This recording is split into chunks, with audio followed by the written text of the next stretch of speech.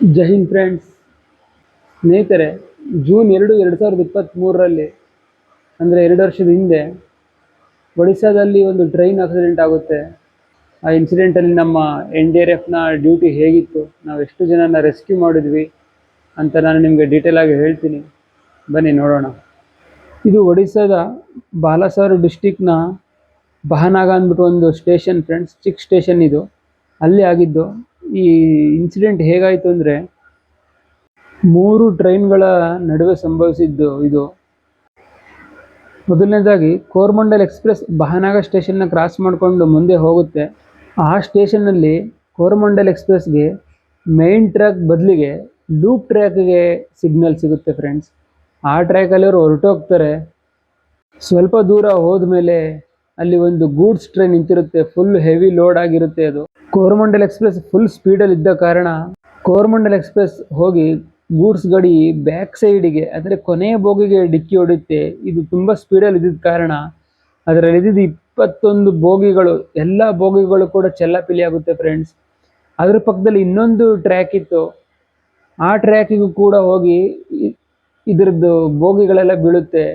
ಅದೇ ಟೈಮಲ್ಲಿ ನೋಡಿ ಇನ್ನೊಂದು ಟ್ರ್ಯಾಜಿಡಿ ನೋಡಿ, ಅದೇ ಟೈಮಲ್ಲಿ ಬೆಂಗಳೂರಿಂದ ಹವಡಾ ಬೆಂಗಳೂರು ಎಕ್ಸ್ಪ್ರೆಸ್ ಹೋಗ್ತಾ ಇತ್ತು.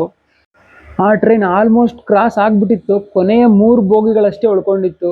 ಆ ಕೊನೆ 3 ಬೋಗಿಗಳಲ್ಲಿ ಒಂದು ಜನರಲ್ ಬೋಗಿ ಇತ್ತು ಫ್ರೆಂಡ್ಸ್, ಒಂದು ಜನರೇಟರ್ ಬೋಗಿ ಇತ್ತು. ಆ ಜನರಲ್ ಬೋಗಿಲಿದ್ದಂಥ ಜನಗಳು ಸಿಗಾಕೊಂಡ್ರು. ಆ ಬೋಗಿಗೆ ಈ ಬೋಗಿ ಹೋಗಿ ಹೊಡೆದ ಪರಿಣಾಮ ಆ ಬೋಗಿಗಳು ಕೂಡ ಚೆಲ್ಲಾಪಿಲ್ಲಿ ಆಯಿತು. ಆವಾಗ ಟೈಮ್ ಸಂಜೆ 7 ಗಂಟೆ ಆಗಿತ್ತು ಸ್ನೇಹಿತರೆ, ಕತ್ಲೆ ಕೂಡ ಆಗೋಗಿರುತ್ತೆ. ಆಗ ತಕ್ಷಣಕ್ಕೆ ಅಲ್ಲಿ ಹತ್ರ ಇದ್ದಂಥ ಜನಗಳು ಬಂದು ರೆಸ್ಕ್ಯೂ ಮಾಡೋಕ್ಕೆ ಟ್ರೈ ಮಾಡ್ತಾರೆ. ಅಷ್ಟರಲ್ಲಿ ನ್ಯೂಸ್ ನಮ್ಮ NDRF ಟೀಮ್ಗೆ ಬರುತ್ತೆ. ಟೋಟಲ್ 300 ಜನ ಇರೋವಂಥ 9 NDRF ಟೀಮ್ಗಳು 15-20 ನಿಮಿಷದಲ್ಲಿ ಸ್ಥಳಕ್ಕೆ ಧಾವಿಸುತ್ತೆ ಫ್ರೆಂಡ್ಸ್. ಲೈಟ್ ಬೇರೆ ಇರಲಿಲ್ಲ, ನೈಟ್ ಟೈಮ್ ಕೂಡ ಆಗಿತ್ತು. ರೆಸ್ಟ್ಲೆಸ್ 3 ದಿನಗಳ ಕಾಲ, ರೆಸ್ಟ್ಲೆಸ್ ಅಂತ ಹೇಳಕ್ಕೆ ಇಷ್ಟಪಡ್ತೀನಿ. 3 ದಿನಗಳ ಕಾಲ NDRF ಸತತವಾಗಿ SDRF ಆಗಿರ್ಬೋದು, ODRF ಆಗಿರ್ಬೋದು, ಮತ್ತು ಒಡಿಸ್ಸಾ ಪೊಲೀಸ್ ಅವರ ಜೊತೆ ಆಗಿರ್ಬೋದು, ಇವ್ರ ಜೊತೆ ಸೇರಿಕೊಂಡು 3 ದಿನಗಳ ಕಾಲ ಸ್ವಲ್ಪನೂ ಕೂಡ ರೆಸ್ಟ್ ಇಲ್ಲದೆ ಸತತ ಕಾರ್ಯಾಚರಣೆ ಮಾಡಿ 300ಕ್ಕೂ ಹೆಚ್ಚು ಜೀವಂತವಾಗಿ ಜನಗಳನ್ನ, ಟ್ರೈನ್ನ ಬೋಗಿಗಳನ್ನ ಕಟ್ ಮಾಡಿ ರೆಸ್ಕ್ಯೂ ಮಾಡಿದ್ರು ಫ್ರೆಂಡ್ಸ್. ಇದರಲ್ಲಿ ಆರ್ಮಿ ಕೂಡ ಬಂದಿತ್ತು. ಸ್ಥಳಕ್ಕೆ ರೈಲ್ವೆ ಮಿನಿಸ್ಟರ್ ಆದ ವೈಷ್ಣವ್ ಸಚಿನ್ ಮತ್ತು ಅದರ ನೆಕ್ಸ್ಟ್ ಡೇ ಮೋದಿಜಿಯವರು ಕೂಡ ಬಂದಿದ್ದರು. ಇದು 2 ವರ್ಷದ ಹಿಂದೆ ಆಗಿರೋ ಘಟನೆ. ಇವಾಗ ಏನಕ್ಕೆ ಮಾಡ್ತಾ ಇದ್ದಾನೆ ಅಂತ ನೀವು ಅನ್ಕೋತಿರ್ಬೋದು ಫ್ರೆಂಡ್ಸ್. ಏನಕ್ಕೆ ಮಾಡ್ತಾ ಇದ್ದೀನಿ ಅಂದರೆ, ನಮ್ಮ ರಾಜ್ಯದ ಜನತೆಗೆ NDRF ಅಂದರೆ ಏನು ಅಂತ ಎಷ್ಟೋ ಜನಕ್ಕೆ ಗೊತ್ತಿಲ್ಲ. ಅದಕ್ಕೆ ನಮ್ಮ NDRF ಅಂದರೆ ಏನು, ಅದರ ಡ್ಯೂಟಿ ಏನು, ಅದು ಹೇಗೆ ಕಾರ್ಯಾಚರಣೆ ಮಾಡುತ್ತೆ ಅಂತ ನಾನು ಸ್ವಲ್ಪ ಅದ್ರ ಬಗ್ಗೆ ಡೀಟೇಲ್ ಆಗಿ ಹೇಳೋಣ ಅಂದ್ಬಿಟ್ಟು ನಾನು ಈ ವಿಡಿಯೋ ಮಾಡ್ತಾ ಇದ್ದೀನಿ ಫ್ರೆಂಡ್ಸ್. ಈ ಬೋಗಿಗಳು ಎಷ್ಟು ಚೆಲ್ಲಾಪಿಲಿಯಾಗಿದೆ, ಎಷ್ಟು ಭಯಾನಕವಾಗಿದೆ ಘಟನೆ ನೋಡಿ. ಇಲ್ಲಿ NDRF ಸೋಲ್ಜರ್ಸ್ ಹೇಗೆ ಇಲ್ಲಿ ಕಾರ್ಯಾಚರಣೆ ಮಾಡಿ ಟ್ರೈನ್ನ ಕಟ್ ಮಾಡ್ತಾ ಇದ್ದಾರೆ. ಇಲ್ಲಿ ನೋಡಿ ಡೆಡ್ ಬಾಡಿಗಳನ್ನೆಲ್ಲ ತಗೊಂಡು ಹೋಗ್ತಾ ಇದ್ದಾರೆ. ಟ್ರೈನ್ನ ಕಟ್ ಮಾಡೋದಷ್ಟು ಈಸಿ ಅಲ್ಲ ಫ್ರೆಂಡ್ಸ್, ಅದಕ್ಕೂ ಕೂಡ ತುಂಬ ಟೆಕ್ನಾಲಜಿ ಇರೋ ಇಕ್ವಿಪ್ಮೆಂಟ್ಗಳು ಬೇಕು. ಅದಕ್ಕಾಗಿ ನಮ್ಮ ಹತ್ರ ಹೈಡ್ರಾಲಿಕ್ ಸ್ಪ್ರೆಡರ್ ಕಟರ್ ಮತ್ತು ಸ್ಪ್ರೆಡರ್ ಕಟರ್ ಅಂತ ತುಂಬ ಟೆಕ್ನಾಲಜಿ ಇರೋ ಇಕ್ವಿಪ್ಮೆಂಟ್ಸ್ಗಳೆಲ್ಲ ಇದೆ. ಅದರಿಂದ ನಾವು ಟ್ರೈನ್ನ ಕಟ್ ಮಾಡೋದಕ್ಕೆ ಸಹಾಯ ಆಯಿತು ಫ್ರೆಂಡ್ಸ್. ಇಲ್ಲಿ ನೀವು ನೋಡ್ತಾ ಇರ್ಬೋದು ಬೋಗಿಗಳೆಲ್ಲ ಹೇಗೆ ಚೆಲ್ಲಾಪಿಲಿ ಆಗಿದೆ ಅಂತ.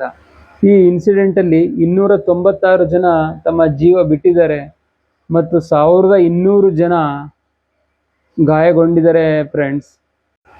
ಇಲ್ಲಿ ನೋಡಿ ಬೋಗಿ ಮೇಲೆ ಬೋಗಿ ಹೇಗೆ ಹತ್ತಿದೆ ಅಂತ, ಅಲ್ಲಿ ಒಳಗಡೆ ಇರೋರ ಪರಿಸ್ಥಿತಿ ಹೇಗಾಗಿರ್ಬೋದು ನೀವೇ. ಈ ರೆಸ್ಕ್ಯೂ ಆಪರೇಷನಲ್ಲಿ NDRFನ ಡಾಗ್ಗಳು ತುಂಬ ಹೆಲ್ಪ್ ಮಾಡುತ್ತೆ ಫ್ರೆಂಡ್ಸ್. ಈ ಡಾಗ್ಗಳಿಗೆ ಸ್ಪೆಷಲಾಗಿ ಟ್ರೈನಿಂಗ್ಗಳು ಕೊಟ್ಟಿರ್ತೀವಿ. ಈ ರೀತಿ ಇನ್ಸಿಡೆಂಟ್ಗಳಾದಾಗ ಜೀವಂತವಾಗಿ ಇರೋಂಥ ವ್ಯಕ್ತಿಗಳು ಒಳಗಡೆ ಸಿಗಾಕೊಂಡಿರ್ತಾರಲ್ಲ, ಅಂಥ ವ್ಯಕ್ತಿಗಳನ್ನ ಫೈಂಡ್ ಔಟ್ ಮಾಡಿ ರೆಸ್ಕ್ಯೂ ಮಾಡೋದಕ್ಕೆ ಈ ಡಾಗ್ ತುಂಬ ನಮಗೆ ಹೆಲ್ಪ್ ಮಾಡುತ್ತೆ.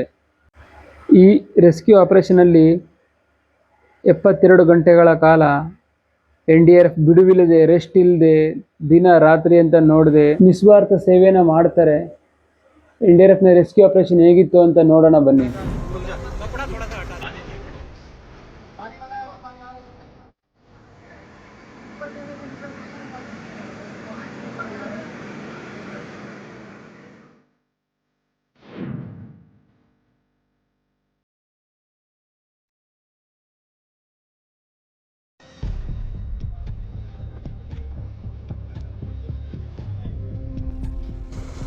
ಟ್ರೈನ್ನ ಬೋಗಿಗಳನ್ನ ಕಟ್ ಮಾಡಿ ಇಲ್ಲಿ ಒಳಗಡೆ ಸಿಗಾಕೊಂಡಿರೋ ಜನಗಳನ್ನ ಹೊರಗಡೆ ತೆಗಿತಾ ಇದ್ದಾರೆ. ಟ್ರೈನ್ ಬೋಗಿಗಳು ಕಬ್ಬಿಣದಿಂದ ಮಾಡಿರೋದ್ರಿಂದ ಅದನ್ನು ತೆಗೆಯೋದು ಅಷ್ಟು ಸುಲಭ ಅಲ್ಲ ಫ್ರೆಂಡ್ಸ್, ಕಟ್ ಮಾಡೋದು ತುಂಬ ಕಷ್ಟ ಆಗುತ್ತೆ. ಈ ಇನ್ಸಿಡೆಂಟ್ ನಮ್ಮ ದೇಶದಲ್ಲಿ ಅತಿ ದೊಡ್ಡ ಇನ್ಸಿಡೆಂಟಲ್ಲಿ ಎರಡನೇ ಇನ್ಸಿಡೆಂಟ್ ಅಂತ ಹೇಳ್ಬೋದು. ಮೊದಲನೇದು 1981ರಲ್ಲಿ ಬಿಹಾರಲ್ಲಿ ಆಗಿತ್ತು. ಇದು ಎರಡನೇ ಇನ್ಸಿಡೆಂಟ್ ಅಂತ ಹೇಳಕ್ಕೆ ಇಷ್ಟಪಡ್ತೀನಿ ಫ್ರೆಂಡ್ಸ್.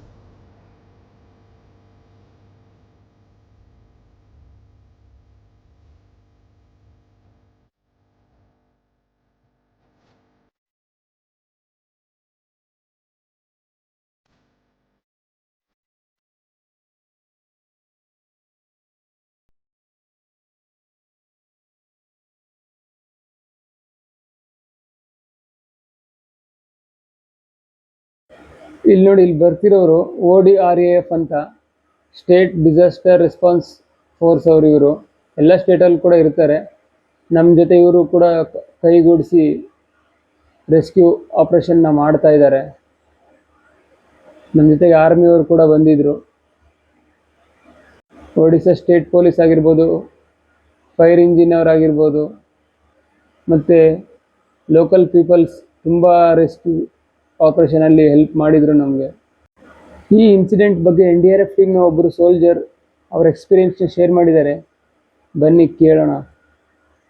इतनी मुश्किल थी कि हम लोगों को भी एक समझ में नहीं आ रहा था कि कौन सी डब्बा को कैसे पहले रेस्क्यू किया जाए, क्योंकि सभी में ज़िंदगी को बचाना बड़ा कठिन काम लग रहा था कि किसके बचाया जाए, किसे नहीं बचाया जाए. लाइव विक्टिम सारे निकलने के बाद डेड बॉडी को कोशिश किया, निकालते निकालते 24 आवर्स निकल चुके थे, तभी हमारा डेड बॉडी निकलते ही जा रही थी. जल्दी पहुंचने का कोशिश की और पहुंच करके वहां जाकर के हम लोगों ने देखा तो स्थिति जो थी वहाँ बहुत भयावह थी. मतलब कि देख करके विश्वास नहीं हो रहा था कि मैंने इतनी बड़ी कैरियर में, इतनी बड़ी जॉब प्रोफाइल में मैंने इतनी बड़ी त्रासदी नहीं देखी थी. ಈ ಇನ್ಸಿಡೆಂಟ್ ಆಗೋದಕ್ಕೆ ಮೇಯ್ನ್ ಕಾರಣ ಬಂದ್ಬಿಟ್ಟು ಆ ಸ್ಟೇಷನಲ್ಲಿ ಸಿಗ್ನಲ್ ಕೊಡೋ ಆಪ್ರೇಟರ್ ಇರ್ತಾರಲ್ಲ, ಅವ್ರು ಕೊಟ್ಟ ಒಂದೇ ಒಂದು ತಪ್ಪು ಸಿಗ್ನಲ್ನಿಂದ ಈ ದೊಡ್ಡ ಇನ್ಸಿಡೆಂಟ್ ಆಯಿತು. 296 ಜನ ಜೀವ ಕಳ್ಕೋಬೇಕಾಯಿತು ಫ್ರೆಂಡ್ಸ್. ಇದಿಷ್ಟು ಇವತ್ತಿನ ಇನ್ಫಾರ್ಮೇಷನ್. ನೆಕ್ಸ್ಟ್ ವೀಡಿಯೋದಲ್ಲಿ ಸಿಗೋಣ. ಬಾಯ್ ಬಾಯ್, ಟೇಕ್ ಕೇರ್.